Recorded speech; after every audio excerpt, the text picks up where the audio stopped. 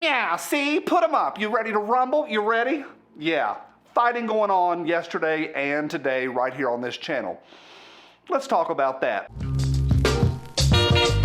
Hey guys, as always, a big Merry Christmas to each of y'all. All right, I open with Ready to Rumble. A lot going on yesterday.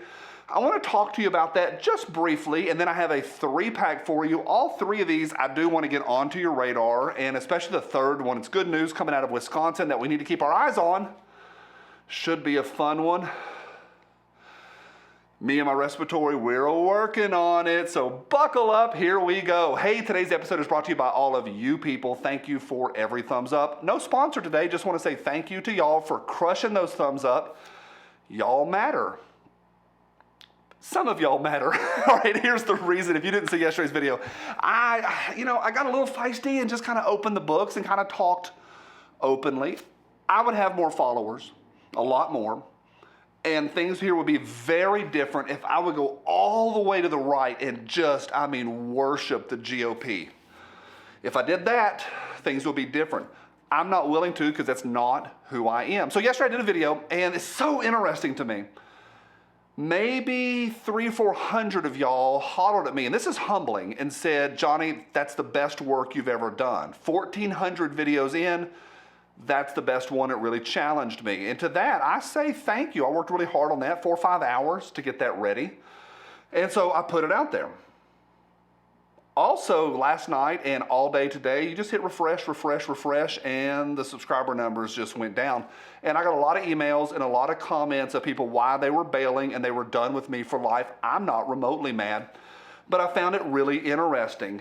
Juxtaposition between 2 things in tension. Johnny, that was the best work you've ever done. Thank you. And I'm out of here. I hate your guts.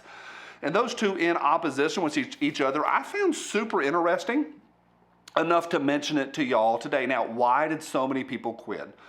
The big one is because I don't worship the T-Man. Voted for him 4 times. The last time I mentioned that, Kevin started typing. He's like, Johnny, I guess you're just into illegal voting. No, we have primaries.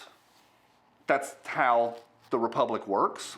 But what do I know? So I voted for him 4 times. I'd vote for him again today. I like the gas prices. I love the economy. Loved a lot of things. I'm still mad at him. His words were, the 8-year assault on your Second Amendment freedoms has come to a crashing halt or a crashing conclusion. And that was a lie. Absolutely a lie. No, he was devastating what he did to us and at us and how he didn't protect us. Also, him embarrassingly holding up that Bible like a fraud. I thought that was embarrassing. Oh, imagine that. A 40-year Democrat not fulfilling his campaign promises. I'd still vote for him. People were mad because I said he didn't finish the wall. But the open worship of that man, people get mad and they leave. Anything because they can't, it's part of what that video is about. They can't handle anything being outside of their little box. Both can be okay. Yes, I could vote for him, and I'm also mad at him at the same time, and the universe doesn't explode. And yet, hundreds. It was the most devastating day this channel's ever seen. And I'm okay with it. I'm totally okay with it. The other reason, oh boy, I'm okay with this one. You want to talk about okay, I'm fine with this one. If people left, I know they left because they told me. I mentioned yesterday the Boston Globe team, the Spotlight team, that shone a light on the pedophile scandal of the Catholic Church, and they uncovered it and they documented all of it. People got really upset. Several were just like, Johnny, it wasn't as bad as they said it was. What they said, what they documented, and what they showed clearly was a decades-long scandal and practice and a policy within the American Catholic Church of pedophiles getting caught here, move them over there and keep it quiet. Then move them here and move them there, moving them around and keeping it all quiet. And people say, well, Johnny, it wasn't as bad as they said it was. Okay. Maybe it's 80% overblown. And you're mad about the 20%. You're mad about just a few pedophiles. No, I'm not okay with that. And if you are okay with that, unsubscribe, champ. Doesn't bother me at all. So I'm not gonna like, oh my God, it was overblown. Yeah, sorry. Yeah. Boston Globe's a bunch of people I probably wouldn't want to go to lunch with, but they did a good job in that one area. And the world doesn't explode. Both can be okay. So that's where I'm at. That's what happened yesterday. People wanting to rumble. Yeah, okay. I'm 100% okay with it. To the 17 of y'all that are still here, thanks. All right, I got a 3-pack for you. This should be okay. Follow the money. Number one up first. Next, follow the money. In California, they have a big movement right now where they're trying to find any way to sue Second Amendment manufacturers. That's the big push. Today, in the Boston Globe, it's okay for the two to be in opposition to each other and still exist. In the Boston Globe, there's an op-ed piece today by Larry Tribe and your boy, David Hogg, with the skinny arms. And they are positing that the Dems, the DNC, should use federal law on abortion to go after 2A manufacturers. And I find that interesting. The article is sewage. I went through that sewage, so you don't have to. I don't recommend it, but it's interesting and it's pretty well thought out. And there's a lot of documentation in there, and the strategy is interesting. I always do my hands like this. They're coming from any direction they can. Here's one more direction they're coming at us through abortion laws. How interesting is that? Next, all right, Washington, Oregon, they are busy little beavers up there getting ready for 2022. There is a plan right now in place in Seattle and Portland. AmmoLand had the article today showing the 2020 agenda in Washington, Oregon, going after several things, including high-cap mags, of course, armed intimidation. That's like being strapped up at a rally or something like that. Going after the ghost ones, and then going after the money, of course, and suing and being able to sue. That's Washington, Oregon. I've never said it on here before. I do believe the constitutional republic has got 30 to 50 years max left in it. I think we're going to balkanize. I didn't make that up, but I do believe that. And I think these are the kind of things that will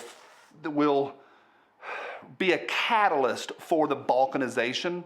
My friends Clint and Heidi Smith live in Oregon, and out in the middle of the sticks, well, Portland makes all of their decisions statewide, so now where they live in their quiet county, meth is now legal.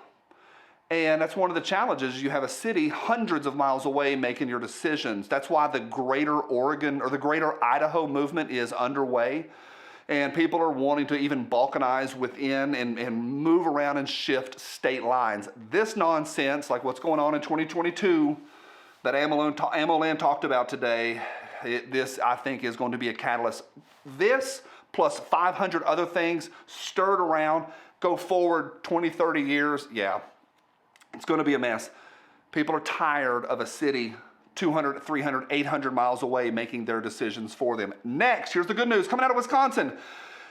It's the Assembly Committee on State Affairs. They just held a public hearing, and they are, in light of what happened in Michigan in the recent months, bad stuff, they are now looking at possibly, and there's 6 bills already introduced, possibly relaxing and opening up the 2A laws in the 2A free zone, specifically, not just churches, but specifically in the educational, the secondary and elementary level public institutions. So the campuses, possibly, they're working on it, opening up the idea that folks can carry and exercise their rights on school property.